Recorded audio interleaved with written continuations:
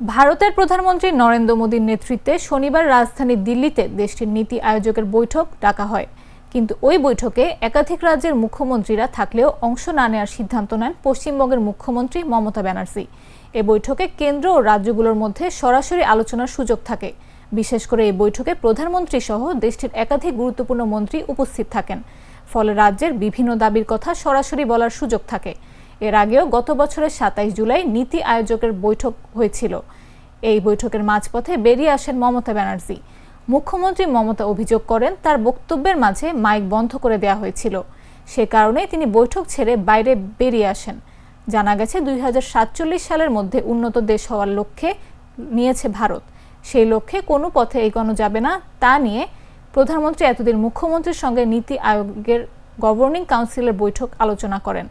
এই বৈঠকে মুখ্যমন্ত্রীদের অপারেশন সিঁদুর নিয়েও সবকিছু বিবরণ দিতে পারেন প্রধানমন্ত্রী নরেন্দ্র মোদী।